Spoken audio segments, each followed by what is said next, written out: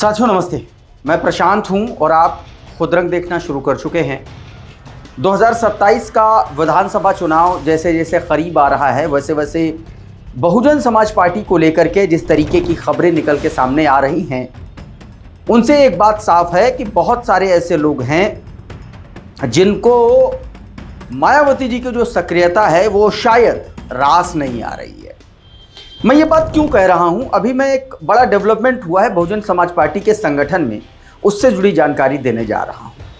ये जानकारी ठीक, ये घटनाक्रम आप कह लीजिए कि ठीक उसके बाद हुआ जब बहन कुमारी मायावती जी ने बीते दिन एक टेलीविज़न चैनल के द्वारा चलाई गई खबर और उस खबर के खंडन के तौर पर एक लंबा चौड़ा ट्वीट किया। और उस ट्वीट के बाद अचानक से बहुजन समाज पार्टी के कुछ मजबूत पिलर्स को कुछ के हिस्से से कुछ ले लिया गया और कुछ के हिस्से में कुछ डाल दिया गया, और कुछ तो ऐसे रहे कि जिनके हाथ में दोनों लड्डू थे वो लड्डू उनसे छीन लिया गया। हुआ ये है कि बहुजन समाज पार्टी के संगठन में एक बड़ा बदलाव हुआ है। बहन कुमारी मायावती जी ने पूरे देश में बसपा का जो संगठन है, अलग अलग स्टेट के जो प्रभारी हैं, जो सेंट्रल कोऑर्डिनेटर हैं, जो स्टेट के भीतर जो स्टेट के लोग हैं, वो उनको लेकर के एक बड़ा बदलाव कर दिया है। एक लाइन में समझिए कि बसपा का पूरा संगठन उन्होंने ताश के पत्तों की तरह फेंक दिया है। मैं देखिए वो जानकारी मैं आपको दूंगा, लेकिन इस पूरे मामले को लेकर के जो मैं समझ पा रहा हूं, जिस तरीके से मैं एनालाइज कर पा रहा हूं, वो आकाश आनंद को लेकर के है। देखिए आकाश आनंद को लेकर के मायावती जी ने बीते दिन एक ट्वीट किया था। क्या ट्वीट किया था वो आप में से तमाम सारे लोगों को पता होगा, और जिनको नहीं पता है उनको मैं अभी बताऊंगा जब आज के डॉट्स कल के ट्वीट से हम कनेक्ट करेंगे, तब आपको ये बात समझ में आएगी। दरअसल हुआ ये है कि मायावती जी ने तमाम सारे लोगों को इधर उधर किया है। कुछ को किसी स्टेट में लगा दिया, कुछ को उत्तर प्रदेश से उठा करके पंजाब भेज दिया है, जम्मू कश्मीर भेज दिया, हिमाचल भेज दिया है, और कुछ लोग ऐसे हैं जिनको जो है सहारनपुर में फिर से फिक्स कर दिया है। इसी तरीके से दो ऐसे लोग हैं जो आकाश आनंद के नाम के साथ जुड़े हुए अक्सर देखे जाते हैं। मैं ये बात क्यों कह रहा हूं, क्योंकि 2024 में बहन जी ने एक बड़ा फैसला लिया था। याद कीजिए कि जब आकाश आनंद पार्टी से बाहर होने वाले थे या उनको नेशनल कोऑर्डिनेटर पद से हटा दिया था बहन जी ने, उसके बाद दो और बड़े फैसले लिए थे। फैसला ये था कि बहुजन समाज पार्टी के पूर्व राज्यसभा सांसद रहे, बड़े कद्दावर नेताओं में शुमार, और आकाश आनंद के ससुर अशोक सिद्धार्थ को हटा दिया गया था, पार्टी से बाहर कर दिया गया था। आकाश आनंद के बेहद करीबी माने जाने वाले नितिन सिंह पर भी गाजगिरी थी और उनको भी काफी लंबे वक्त तक पार्टी से बाहर रहना पड़ा और तमाम सारे पद उनसे ले लिए गए थे। आज जो बड़ा बदलाव हुआ है उसमें फिर से ये दो ऐसे चेहरे हैं जिनके पास कई राज्यों का प्रभार था और उनसे वापस ले लिया गया। ये शब्द थोड़ा सा कहना और अटपटा होगा, मैं थोड़ा सा और इसको स्पेसिफिक कर देता हूं। आज जो संगठन में बदलाव हुआ उसमें ये दो नाम हैं ही नहीं, जबकि दक्षिण भारत में अशोक सिद्धार्थ और नितिन सिंह को लगाया गया था, और उन राज्यों को लेकर के कोई जिक्र नहीं है इन दो नामों का। और इसीलिए इस बात के कयास लगाए जा रहे हैं कि क्या बहन जी ने एक बार फिर से अशोक सिद्धार्थ को और नितिन सिंह को संगठन से चलता कर दिया है क्या। अभी मैं आपको इसके बारे में जानकारी देने जा रहा हूं। देखिए सबसे पहले देखिए मतलब होने क्या जा रहा है इसको समझिएगा जरा। आकाश आनंद को लेकर के अचानक से कल उत्तर प्रदेश के एक टीवी चैनल ने अपने ट्विटर हैंडल पर कुछ खबर चलाई।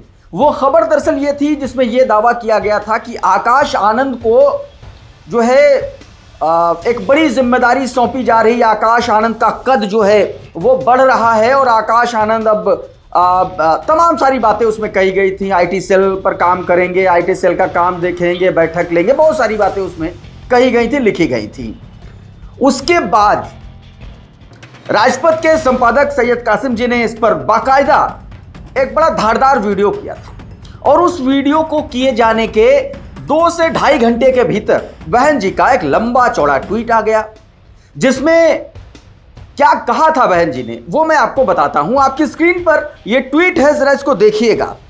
बहन जी ने जो लिखा था, कहा था कि जैसा कि सर्वविदित है कि उत्तर प्रदेश में आगामी विधानसभा आम चुनाव बहुत नजदीक आ रहा है, जिसकी तैयारी के लिए मेरे खुद के द्वारा प्रदेश की पिछली कई राज्य स्तरीय बैठकें लखनऊ पार्टी प्रदेश कार्यालय में ली गई हैं और आगे भी जरूरत के हिसाब से बैठक की जाएगी, जिसमें पार्टी के उम्मीदवार तय करने के लिए पार्टी के खासकर प्रदेश और मंडल स्तरीय पदाधिकारियों को जरूरी दिशा निर्देश दिए गए। इसी के तहत भी अभी तक मेरे द्वारा उनका इंटरव्यू आदि लेकर के लगभग 2 दर्जन से ज्यादा उम्मीदवार तय कर लिए गए हैं, फाइनल कर दिए गए हैं और आगे भी सभी सीटों पर मेरे ही द्वारा उम्मीदवार तय किए जाएंगे। मतलब यह है कि दूसरा कोई इसमें हस्तक्षेप नहीं होगा। आगे जो कहा कि जिसके बारे में पार्टी के राष्ट्रीय संयोजक आकाश आनंद को लेकर के किस्म किस्म के भ्रम फैलाए जा रहे हैं, जिसमें रत्ती भर भी सच्चाई नहीं है, जबकि अकेले यूपी में ही नहीं बल्कि पूरे देश में जहां जहां भी समय समय पर विधानसभा के आम चुनाव होते हैं या प्रदेश के लोकसभा के आम चुनाव भी होते हैं, तो भी वहां उम्मीदवारों को अंतिम रूप से एक तरीके से मतलब फाइनल मुहर बहन जी ही लगाती। तीसरी बात कही गई है कि यह भी अवगत कराना है कि यूपी की जिन विधानसभा सीटों पर पार्टी के उम्मीदवार तय किए गए हैं, वहां मेरी अनुमति से ही पार्टी के पदाधिकारी द्वारा छोटी बड़ी जनसभाएं करके उनका ऐलान किया जाता है, जिसके तहत ही कुछ सीटों पर उम्मीदवार का ऐलान आकाश आनंद भी पार्टी की जनसभा करके करेंगे।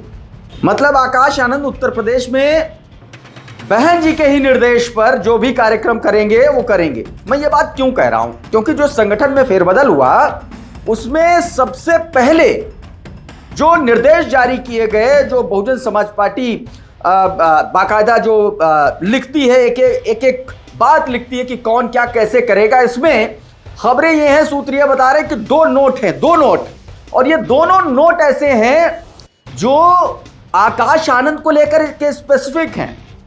उसमें कहा गया है कि आकाश आनंद पूरे देश में जो भी समीक्षा बैठकें करेंगे वो बहन जी को कॉन्फिडेंस में लेकर के करेंगे और इसकी जानकारी खुद उन राज्यों के जो कोऑर्डिनेटर्स हैं वो लखनऊ का जो कार्यालय है और दिल्ली का जो कार्यालय है दोनों जगहों पर देंगे।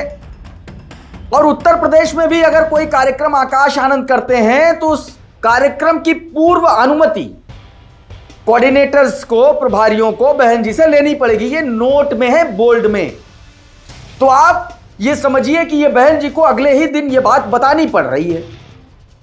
और उसके अचानक बाद दोस्तों, अचानक बाद एक बड़ा घटनाक्रम होता है और उस घटनाक्रम में आज बहन जी ने जिन पदाधिकारियों का ऐलान किया, या यूं कह लीजिए कि जो इधर उधर शफल किया संगठन को, उसमें अशोक सिद्धार्थ नहीं है और उसमें नितिन सिंह नहीं है। अब मैं ये बात क्यों कह रहा हूं वो भी मैं आपको बताऊं। अशोक सिद्धार्थ के पास क्या था ये पहले समझिए।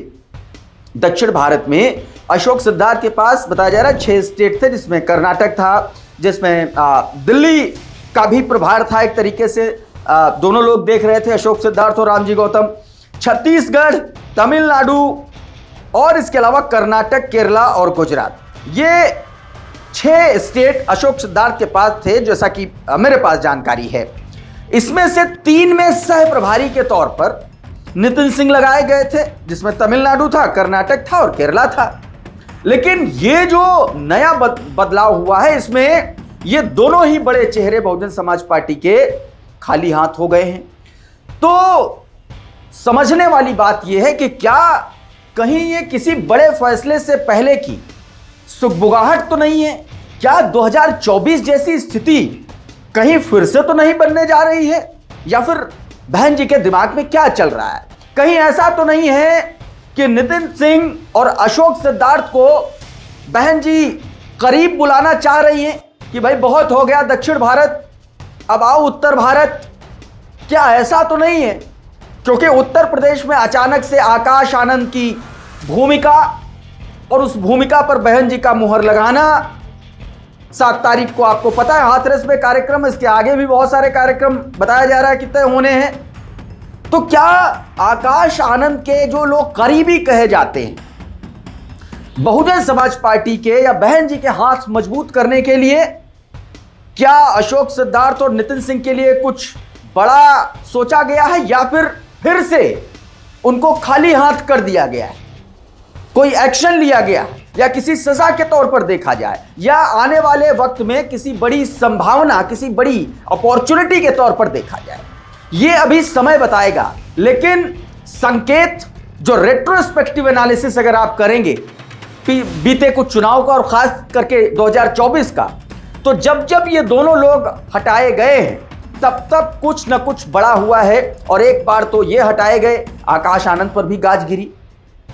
तो ये अपने आप में एक बड़ा सवाल है कि आखिर होने क्या जा रहा है। अब मैं आपको कुछ और चीजें बता देता हूं जो संगठन में बदलाव किए गए हैं, वो मैं आपको बताने की कोशिश करता हूं कि हुआ क्या है और आने वाले वक्त में किस तरीके से चीजें हो सकती हैं। देखिए, जो बदलाव किए गए हैं उसमें अलग अलग स्टेट के जो प्रभारी हैं, जो लोग हैं, उनको अलग अलग जिम्मेदारी सौंपी गई। इसमें आंध्र प्रदेश, बिहार, छत्तीसगढ़, दिल्ली, गुजरात, हरियाणा, हिमाचल प्रदेश, झारखंड, जम्मू कश्मीर, कर्नाटक, केरल, मध्य प्रदेश, महाराष्ट्र, उड़ीसा, पंजाब, राजस्थान, तमिलनाडु और उत्तराखंड और पश्चिम बंगाल जैसे राज्य। एक और बड़ी खबर मैं आपको बता दूं, क्योंकि सारे का अगर मैं एक एक करके बताऊंगा तो फिर बड़ा लंबा वीडियो होगा और उतना लंबा वीडियो आप लोग देखते भी नहीं है। खैर, उत्तर प्रदेश में एक बड़ा बदलाव हुआ। ये बदलाव रणधीर सिंह बेनीवाल को लेकर के हुआ। आपको पता है कि बेनीवाल का एक जो मजबूत हैंड रहा है वो पंजाब रहा है, एक मजबूत हैंड रहा है उनका, आप कह लीजिए कि आसपास के जो उसके स्टेट हैं वहां पर रहा है। लेकिन एक लंबे वक्त से रणधीर बेनीवाल को जो है उनका कद घटा करके कह सकते हैं सहारनपुर तक सीमित कर दिया गया था।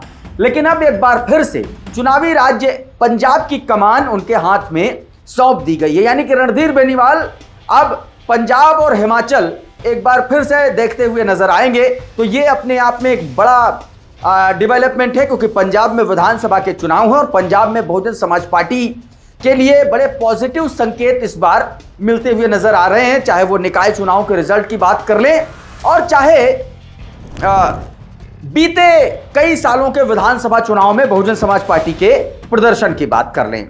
तो ये अपने आप में एक बड़ी खबर है कि आखिर होने क्या जा रहा है। क्या आकाश आनंद के करीबियों के फिर से पर कतरने का काम किया गया है या आकाश आनंद के करीबियों को आकाश के और करीब किया जा रहा है? क्योंकि अभी तक अशोक सिद्धार्थ और नितिन सिंह को लेकर के कोई आगे की जानकारी नहीं है और ना ही वर्तमान में जो ये डेवलपमेंट जो रिशफल किया गया है, रिशफलिंग जो की गई है कैडर की, उसमें उनकी जिम्मेदारियों का जिक्र है। भाई 6 स्टेट की जिम्मेदारी थी, उसमें से अब अशोक सिद्धार्थ के पास एक की भी नहीं है। 3 में तो सह प्रभारी नितिन सिंह बनाए गए थे, नितिन सिंह का भी नाम नहीं है। तो ये अपने आप में एक बड़ा चर्चा का इस वक्त विषय बना हुआ। मुझे लगा आप लोगों से बात करनी चाहिए, इसके बारे में जानकारी देनी चाहिए। आप लोग क्या समझते हैं इसके बारे में, क्या हो सकता है? क्योंकि आप लोग तो जमीन से जुड़े हुए लोग हैं, आप लोग तो बड़े लंबे समय से काम कर रहे हैं। आप लोग हमें कमेंट बॉक्स में लिख के जरूर बताइएगा। फिलहाल अभी के इस वीडियो में इतना ही, हमारे एनालिसिस में फिलहाल इतना ही। बहुत बहुत शुक्रिया, बहुत बहुत धन्यवाद। आप जुड़े रहिए आपके अपने चैनल खुदरंग के साथ। नमस्कार।